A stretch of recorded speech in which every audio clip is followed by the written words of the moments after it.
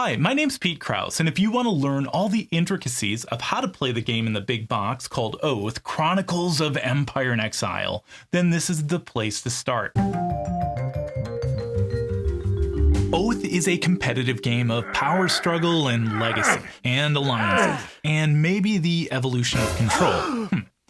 So Oath takes place in this medievalish world that we'll call the World of Oath.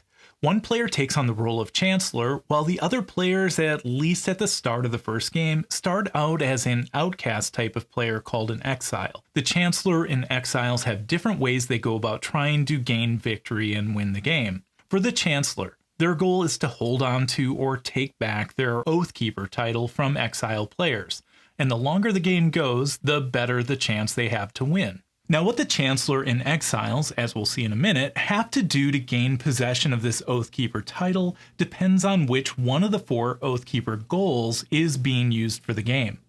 At the start of the first game, the Oathkeeper of Supremacy goal is used. This means the Oathkeeper title goes to the player who rules the most sites, and sites are ruled by the single player who has at least one of their armies, called warbands, at the site. At the start of the first game, the Chancellor rules 3 sites, and the Exiles rule 0. So the Oathkeeper title starts in the hands of the Chancellor. But as soon as an Exile rules more sites than the Chancellor, the Oathkeeper title will get passed to that Exile player. For future games, you might use another goal where the Oathkeeper title would belong to the player who controlled one of the banners, like the Banner of the Darkest Secret, which can be thought of like who is most revered or feared by the people, or the Banner of the People's Favor, which can be thought of like the player who's most popular. And then there's another Oathkeeper goal, which puts the Oathkeeper title in the hands of the player who has the most banners and relics. Now that we know how the Oathkeeper title changes hands, if we go back to the Chancellor, they have a chance to win the game at the ends of rounds 5, 6, and 7, but only if they have the Oathkeeper title in their possession. If that's the case, at the end of each of these rounds, the Chancellor rolls this end die, and if the die roll equals or exceeds the value shown for that round on the round track, the game ends and the Chancellor wins. If the Chancellor is the Oathkeeper at the end of the 8th and final round, the Chancellor wins with no die roll necessary. Now, the other players, at least at the start of the first game, start as Exiles. And Exiles have 3 paths to victory, one you may argue with me about because it requires the Exile player to become a different type of character. So first, an Exile can take away the Chancellor's Oathkeeper title by meeting the requirement we just spoke about from the Oathkeeper goal. And if the Exile doesn't lose this title, then on their next turn, the title flips over to the Usurper side. And then if they still don't lose this title at the beginning of the turn after that, the game's over and they win by usurping the Empire. The second path to victory for an Exile is that they can search for one of the 4 vision cards found throughout the World of Oath and reveal it when they're ready to. There are actually 5 cards in the game that look like visions. 4 of these are true visions that an Exile can use to win, and 1 is a conspiracy that all players, including the Chancellor, can use to do some nasty stuff to another player, so watch out for that. The true visions, which mimic the Oathkeeper goals we looked at previously, provide another way for the Exile player to take over the world and gain victory. After the vision is revealed, if the Exile player meets the requirements as shown on the card at the beginning of a turn, the game is immediately over and that Exile wins. Now, the third path to victory for Exiles gets really interesting. So if the player who holds the relic called the Grand Scepter offers citizenship to an Exile, the Exile can choose to become a citizen and join the Chancellor to form what's called an empire. If the Exile chooses to become a citizen, they flip their player board over and exchange their armies, called warbands, over to the Chancellor's purple warbands. And now they fight on the same team to keep the Oathkeeper title in the hands of the Chancellor. Or do they? The Chancellor has the Grand Scepter at the start of the first game, and they may want to grant citizenship to Exiles if maybe things aren't going so well. Well, while a citizen wants to ensure the Chancellor/Empire wins by having the Oathkeeper title, they can also try to weasel their way into power by meeting the successor to the Chancellor goal as seen at the bottom of the Oathkeeper goal. And if they do that, the Chancellor still has to end the game, but the citizen wins as the Chancellor's successor.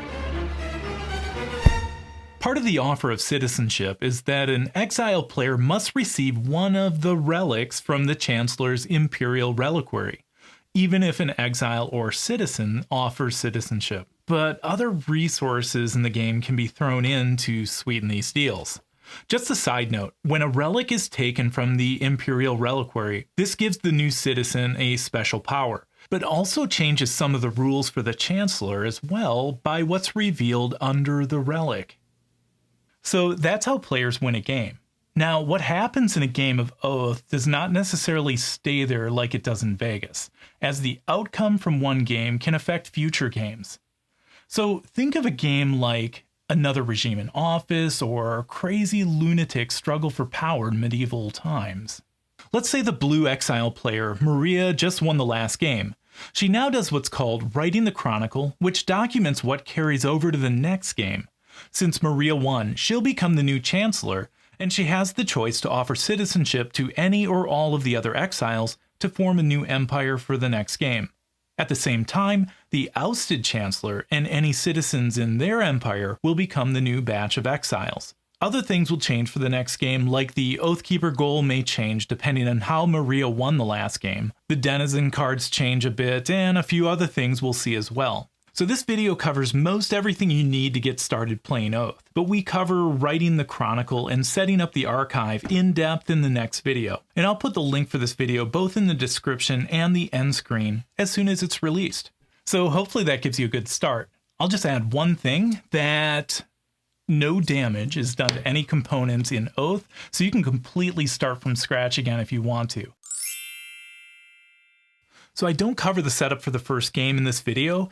By the way, Oath has this really nice preset walkthrough of the way you set up for your first game. There are preset decks with cards that give you instructions specifically on how everything goes together. If you want to see the first setup and the walkthrough that's part of this Oath playbook, then you can click the link in the upper right corner of the screen, and that'll take you to the video that I put together from the first time I opened up this game.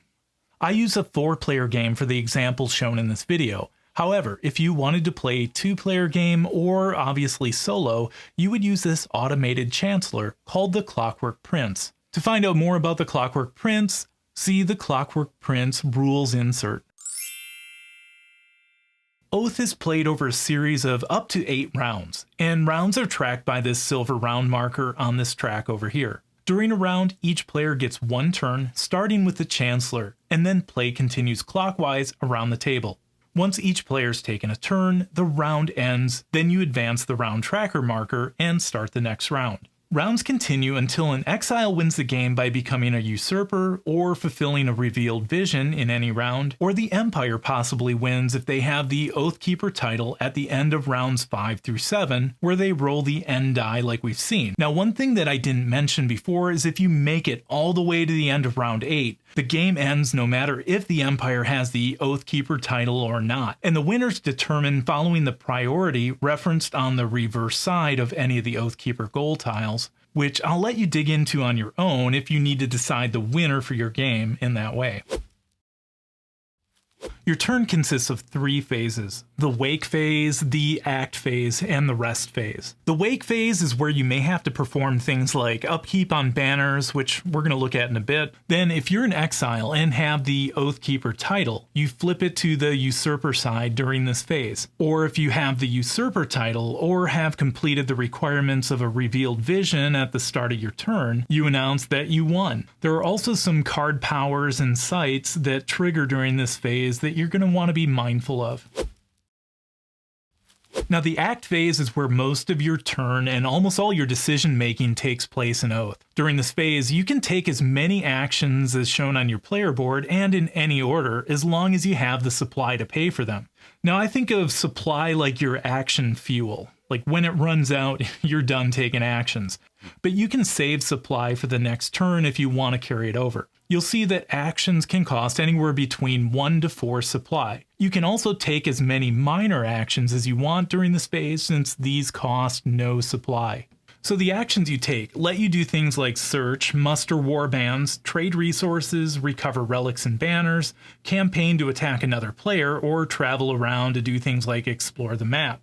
And with a couple exceptions, your action takes place at the site with your pawn, and your pawn can be thought of more or less as a representation of you, the player, on the map. So we'll start with the search action, and since cards in this game are really intertwined with this action, I'm going to talk about those here as well. When you take a search action, you're going to search via this world deck and these regional discard piles to find Denizen cards and Vision cards. Now, denizens consist of the people in your neighborhood, helpful animals, powerful objects, some events, and even buildings players can find at the site they occupy. Like, hey, I was searching around here and look who I ran into, our old friend the storyteller. Or some denizens can be added to a player's personal advisors face up or face down. And you can have a maximum of 3 of these. Face-up advisors are denizens, again, that you can interact with.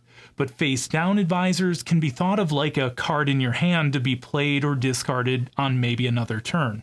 During these searches, players could also find the visions that we spoke of earlier, so I won't go into these here again, but these would get placed face down in your advisors at first, if kept. Now, 2 key concepts you'll hear me refer to in the rest of this how to play is anytime I refer to a site as your site, I'm referring to the site where your pawn is located. The other concept is ruling a site, which we've looked at briefly, and a site is ruled by a single player who has at least 1 or more of their warbands there, and again, warbands can be thought of like the player's armies.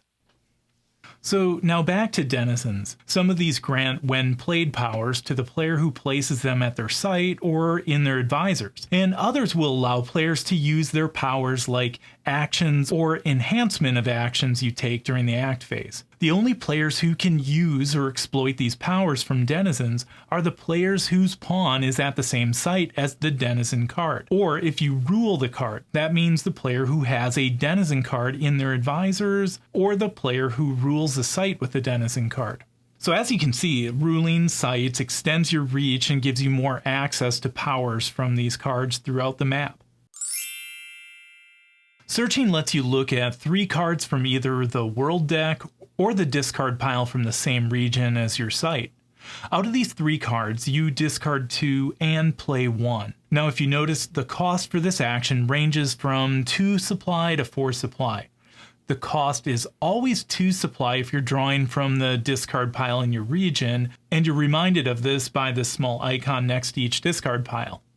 But if you draw from the world deck, the cost is indicated by this Visions Drawn track. At the start of the game, the cost to draw from the world deck is 2 supply. And every time a vision is drawn from the deck, the cost goes up to, at first, 3 supply, and in these last 3 spaces, the cost would go up to 4 supply. So as players take the search action and draw from this deck, anytime a vision card, which looks like this, is drawn, that player stops drawing cards even if they only drew 1 or 2, and then that player moves the Visions Drawn marker 1 space to the right. When a player draws from the discard pile in the region of their site, they don't have to stop drawing or move the Visions Drawn marker when a vision or if a vision is drawn from that discard pile. After you pay your supply, out of the 3 cards you draw, you'll discard 2 of these. The 2 cards you discard don't go to the discard pile for the region of your site, but they go to the discard pile to the region to the right of your site.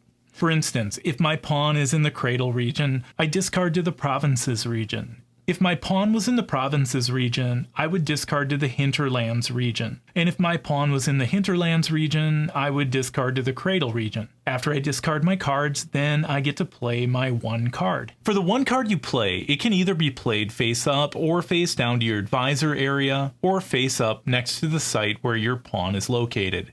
When you play a card face up, if it has a tree icon, it can only be played next to your site. If it has this little person icon, then it can only be played to your advisors. If there's no icon, then it can be played face up in either location. When playing a card next to your site, you will also collect one favor from the favor bank matching the icon shown in the upper left corner of this Denizen card that you just played. You get to add that favor to your board. Also, sites have a card capacity as shown in the upper right corner of the site card that you're going to have to be aware of. If there's no more capacity at the site, like at this site, the card capacity is 2 and there's 2 cards here. If I took the search action again and had another card to play, I would not be able to play this at the site. Now, there are some certain powers that you may find in the game that will let you discard a card from the site. For the advisor area next to your board, you can play cards face up like we talked about, but you could also choose to play any card, no matter if it's a Denizen card, a Vision card, or no matter what the icon is, if it's got a tree or an advisor icon face down. You can peek at these cards anytime you want, and later on your turn or on another turn as a minor action, you can flip up one of these cards and put it into play as one of your advisors or at your site, following the restrictions we spoke of. If you flip a Vision face up and you're in Exile, it gets moved to this revealed Visions area on your player board. Now, like I said, there's a limit of 3 cards in this advisors area. If you already have 3 cards in this space, you'll have to discard one of them to make room for your new card. You can only discard a card when you have 3 cards in this area and you play another one. If the card includes this chain icon, then that card is considered a permanent card to your advisors area and can't be discarded for the rest of the game. Alright, so with all that information, I'm just going to go through a full example of the search action here. The red Exile is going to take the search action and search from this world deck. The cost to do that is 2, so the red Exile player pays 2 supply, draws 3 cards from the world deck, and out of these 3 cards, the red Exile player is going to play the Old Oak and discard the other 2. So since the pawn is in the provinces region, these 2 cards get discarded to the hinterlands region. Next, the red Exile player is going to play the Old Oak next to the mountain site in the provinces region. Then the red Exile player collects 1 favor from the beast suit, and then that just gets placed on their player board. Now, aside from the powers you can use from the denizens you find, you can also interact with these denizens with both the muster and trade actions. The muster action lets you muster warbands from a denizen at your site for 1 favor. And favor is one of the 2 currencies used in Oath, and looks like a coin or coins, as we saw when we played a card to the site during the search action. I like to think of favor not as money, but more like, here's a favor token, which means I'm going to lend a couple of my henchmen to help you get out of that unfortunate situation that you're in. You spend 1 supply to take the muster action. Then you place a favor from your board onto a denizen at your site, and then you get to take 2 warbands from your personal bank or the warbands to the side of your player board and add them to your board. Or if you're a citizen, you take 2 purple warbands and add them to your board. The warbands on your board can be used to attack another player during a campaign action, as we'll see in a moment. As a minor action, warbands can also be moved to your site to help bolster your defenses if you rule that site. Also, one new concept I'll introduce here is that when we placed the favor on this denizen, that exhausts it for the turn, and you won't be able to use it to take any more actions that require placing resources on the card, or use any powers on the card that require payment to use. The only thing you'd be able to do is use an action or power if it required no additional cost. The trade action is another way you can interact with the denizen cards at your site. You can tell them secrets in exchange for favor or vice versa. To take the trade action, you spend 1 supply and then you have the choice to either trade 1 secret for favor or 2 favor for a secret. But trading 2 favor for a secret only works if you have an advisor or advisors that match the same suit as the denizen you're trading with. To trade a secret for favor, you place a secret from your player board on an unexhausted card at your site. You then collect a favor for that card, but also a favor for each of your face-up advisors matching the suit of that card. And this favor comes from the matching favor bank and goes to your player board. To trade favor for a secret, After you pay your 1 supply, you take 2 favor from your board and place it on an unexhausted card at your site. You then collect a secret for each of your face-up advisors matching the same suit. These secrets come from the shared bank and then get placed on your board. Now moving on to the recovery action. This action is like a peaceful way to gain possession of one of the banners from no matter where it's located or who has it, or a relic that's located at your site. This action costs 1 supply to take, but you'll also need additional favor or secrets to recover the objects. So let's first look at recovering a relic from your site.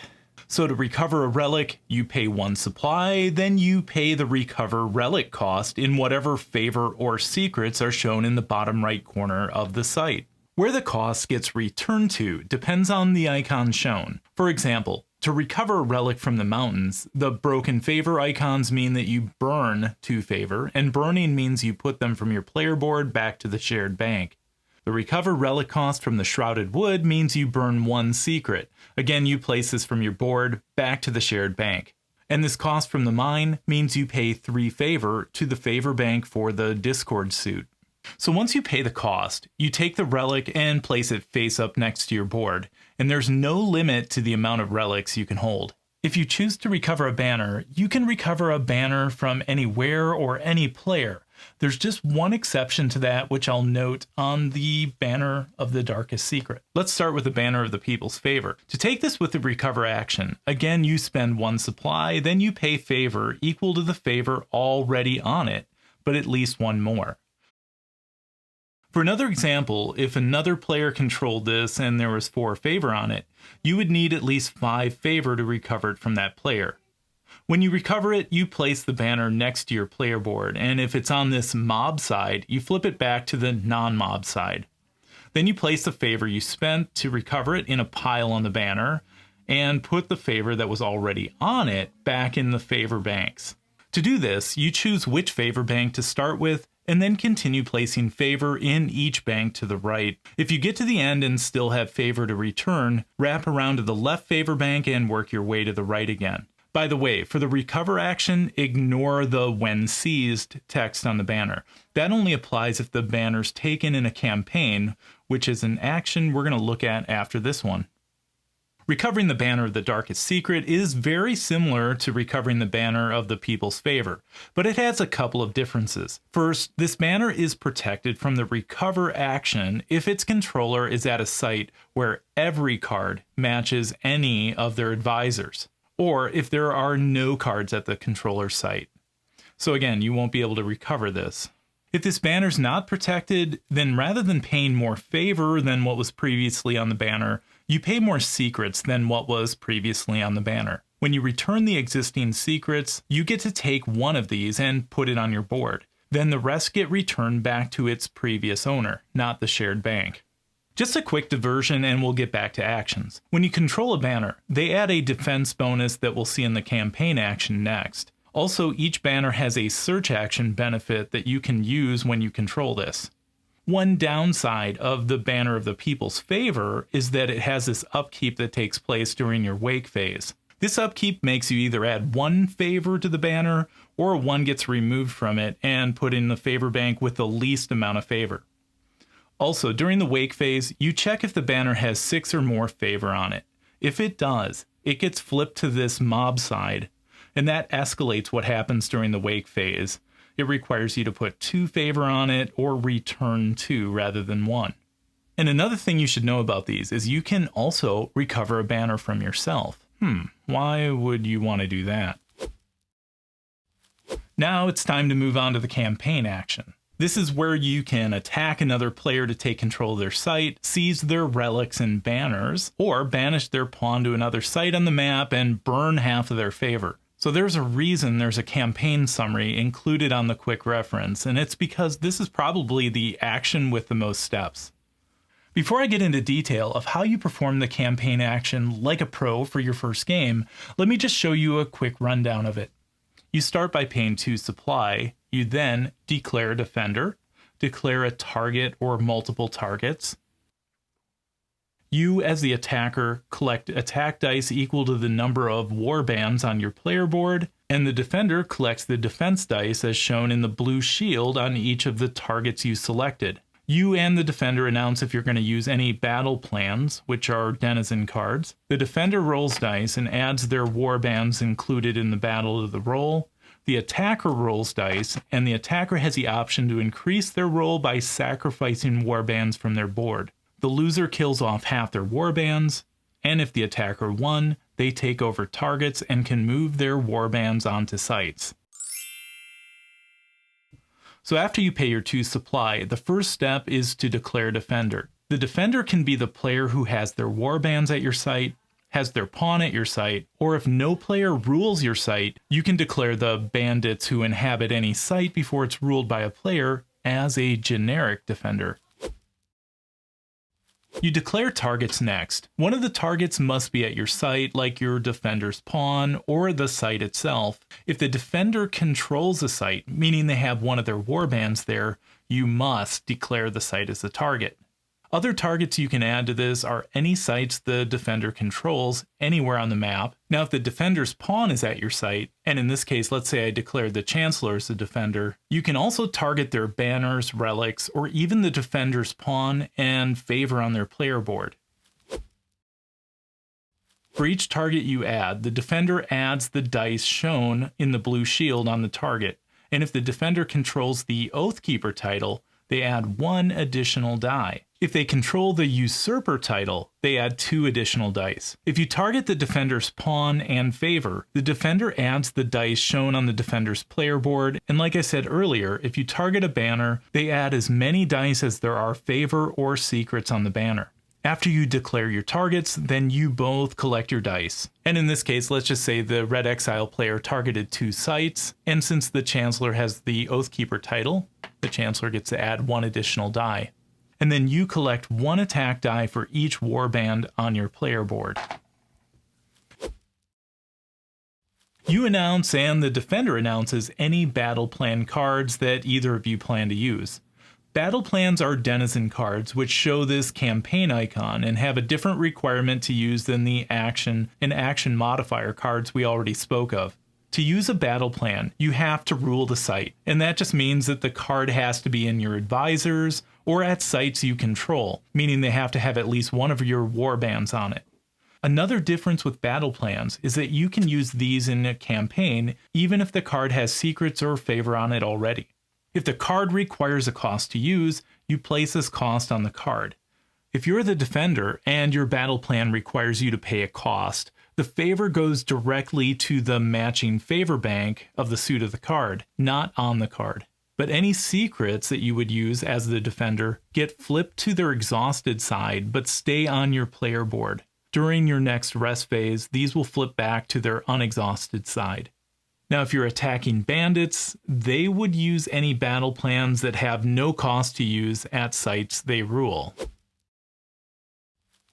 The defender rolls dice, and each shield rolled is worth 1 defense. Then you multiply shields times 2 for each times 2 rolled on your die. So if I rolled a shield and 2 times 2s, I would have 4 defense. The defender then adds 1 defense to their total for each warband from sites targeted. Now if the defender's pawn was at your site or any of the sites targeted, they add 1 defense for each warband on their player board as well.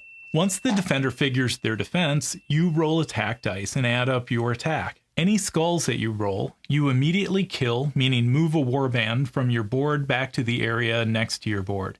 For each solid sword you roll, you add 1 attack. For each hollow sword you roll, it takes 2 of them to equal 1 attack. And if there's 1 hollow sword remaining, this gets thrown out. If your attack isn't higher than the defense, you can sacrifice 1 warband from your board to add an additional attack to your total. If you have more attack than the defense total, you are victorious, and if you don't, you lose. And again, the attacker loses in a tie. By the way, if you're fighting bandits, you can have another player roll defense dice for them, and then they add 1 warband per site targeted, and that's indicated by this icon shown in the upper right corner of the site card. So after the results are figured, if you're the loser, you kill half of the warbands on your player board. If the defender loses, they kill half of the warbands rounded down that were used to defend. and they place the other half on their player board. If bandits lose, they're just considered to go back into hiding. If the attacker was victorious, they can move any number of warbands from your player board to any sites you won. You take any relics or banners that you targeted. For banners, follow the when seized instructions on it, and if you targeted the defender's pawn in favor, their pawn gets banished to the site of your choice on the map. This is a free trip, so no supply required. Then you burn half of their favor on their player board, rounded down. Now there's a couple differences to the campaign action that you make when you have an empire, meaning the Chancellor and citizens.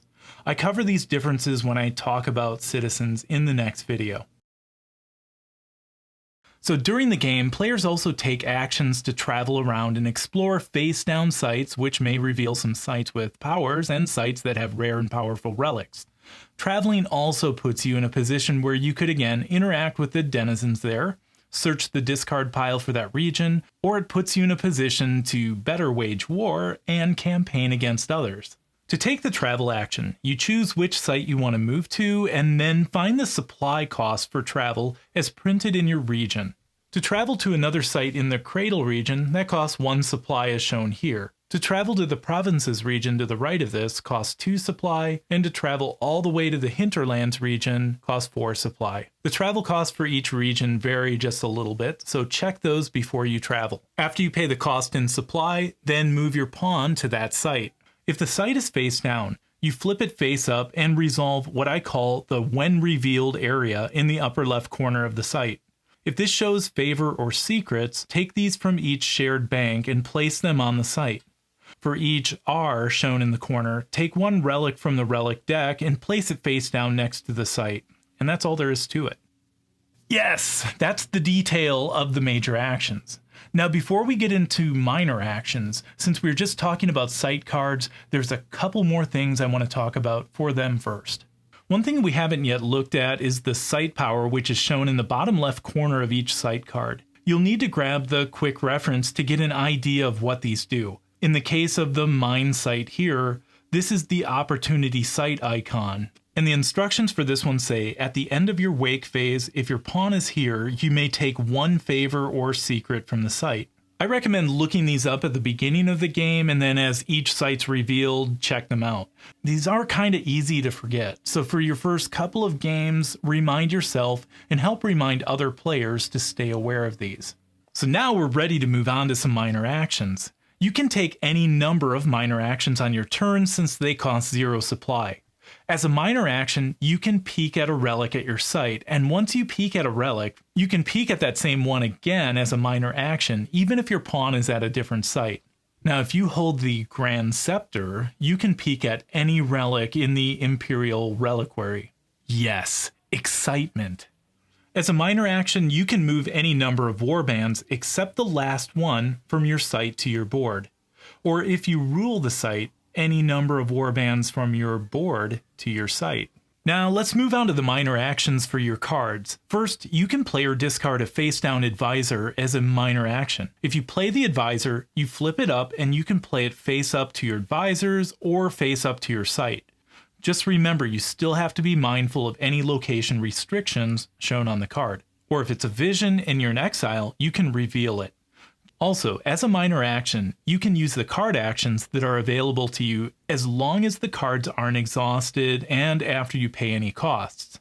Again, you can use card actions or action enhancements from the denizens you control or the denizens at your site. By the way, I recommend using the card reference to give you an idea of where the favor or secrets get placed when paying the cost to use a card's action or action enhancement. Also, some cards let you use their powers when it's not your turn.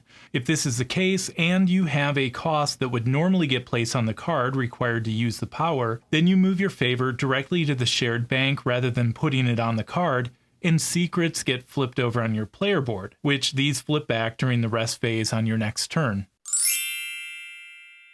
So, after you're done taking actions, you move to the final phase of your turn, the rest phase. This is where you'll refresh cards by moving favor tokens from cards back to the favor bank which matches the suit of the card. So for example, if I'm the red Exile player and it's the rest phase, I would need to refresh this card, the Storyteller, by placing the favor on it back to the Hearth favor bank. You also remove secrets from cards, but these go back to your player board so you can see that you don't lose secrets as easily as favor. The red Exile player would then refresh its supply based on how many warbands it has over here. So there are 2, 4, 6, 8, 10, 11. And so then its supply refreshes back to this +9, 9 or greater. Now, if the red Exile player hadn't used this last supply, they would get to refresh their supply one more space. So in this case, they have 11 warbands off to the side of their board, so they go to this +9, but then they get to move it an additional 1. Also, there are some cards with the rest powers you may want to use during this phase. Well, as you've seen, there are no victory points to add up at the end of the game. You just continue taking turns and rounds until one of the players meets their victory conditions, or until the end of the 8th round, and determine the winner based on priority stated on the back of the Oathkeeper goal, as we spoke of earlier. Alright, now it's on to the next video, where we look at things like exiling a citizen, offering citizenship, and the differences you need to be aware of when playing as an Imperial player. I'll also show you how to transition into your next game by setting up the archive, writing the Chronicle, and then I'll throw in like the top 5 mistakes that I made in my first couple of games of Oath. So, I'll see you over there.